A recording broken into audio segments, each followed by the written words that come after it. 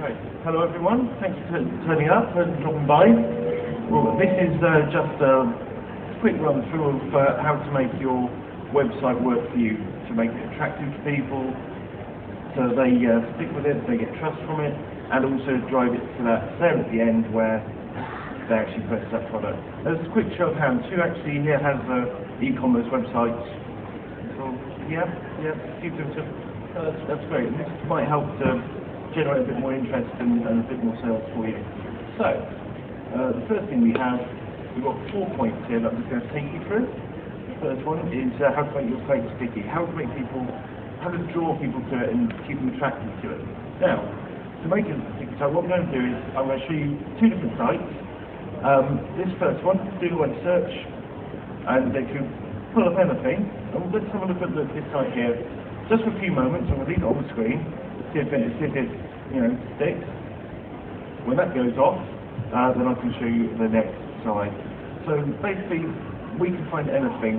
Some sites are going to be more attractive than others. Some things are going to appeal to us more, and this is one of those examples. And that's going to be off the screen in a moment. And then I'm going to show you the next site. So you have this, and basically just do a little bit of a mental gauge, which one would you feel happier sticking to.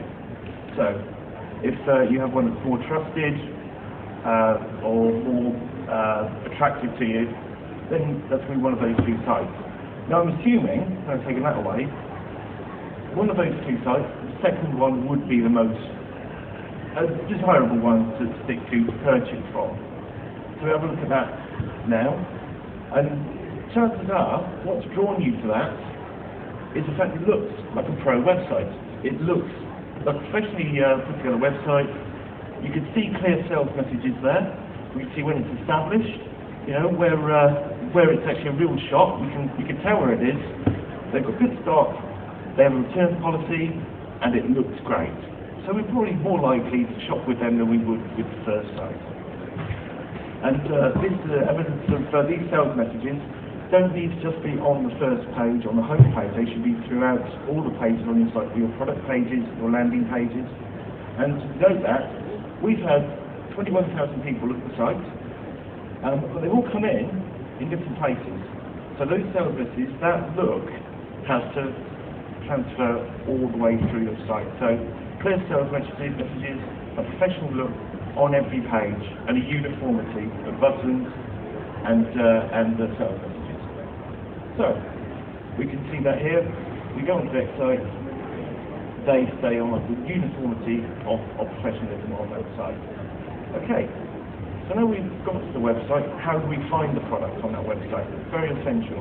And what we found here is that with many of the big retailers at the moment, John Lewis, Net, Devlin, they all use a refined by navigation system. I'm going to show it to you now. We shop at John Lewis, and we're looking for jewellery, Valentine's Day, of course we are, and we see what do we want.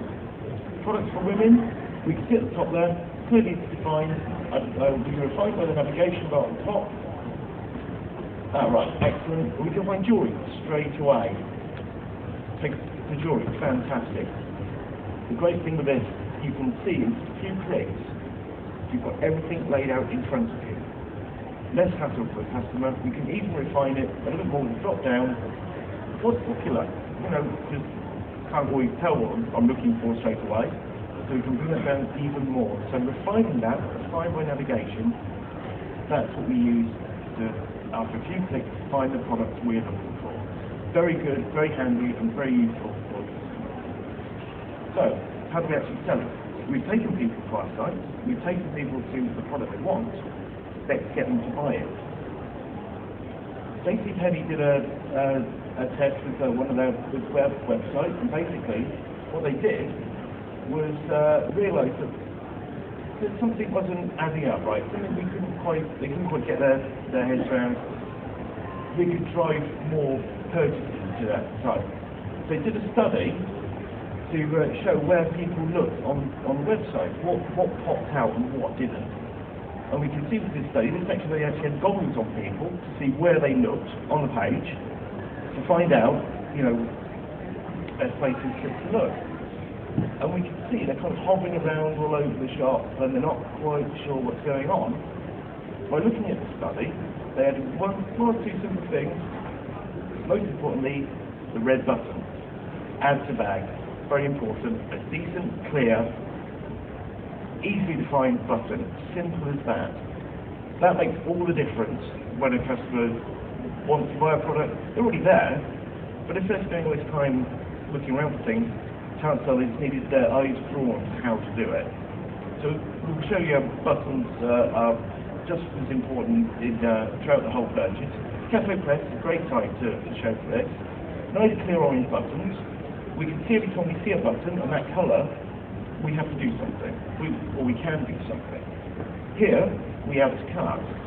We're adding to cart, you see we've got a couple of products, but we can still see this scent trail of buttons. Same colour, clear defining, it trains your customer. When they see that orange button, we know we can do something.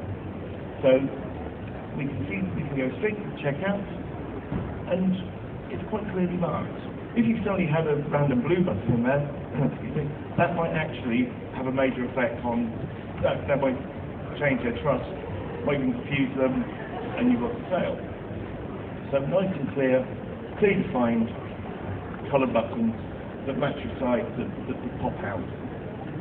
So, closing the sale, most important part perhaps, but now we've got them there, what do we need to do to make sure they buy? Now, there's a trust issue. With the trust of buying from a website, slightly different is from buying from a normal store. You have a bricks and mortar store, essentially, what you have there is you can see a shop assistant, you know that someone's going to be there, they can answer your queries there and then, and if there's a problem, you can just go back to the store. Fantastic. Website, we have a slightly different issue here. So, how do we generate trust without basically being able to speak to anyone? Now we can see from here, we've got a Cafe Press site here. How do they deal with it? Well, right at the top, we've got returns, we've got the 30-day satisfaction guarantee, and the privacy policy. We can answer those questions, and we can deal with those trust issues straight away without having to speak to someone. So we can tell people, we're here for you, we're there if there's an issue, and it's a simple pop-up just to answer those queries, just to make sure that trust is built.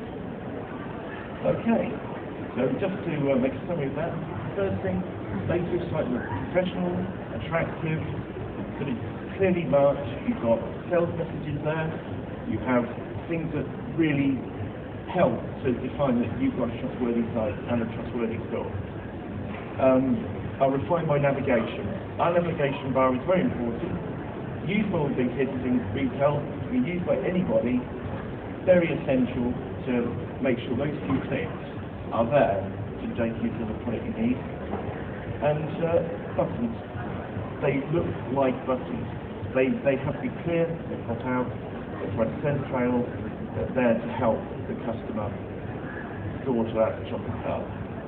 And eventually, that last point, we have a different situation. We have to handle the trust and the objections beforehand, before we make the sale, just let them know that they can be trusted, that you can be trusted, your story is great, believable, and you answer those inquiries from the get-go.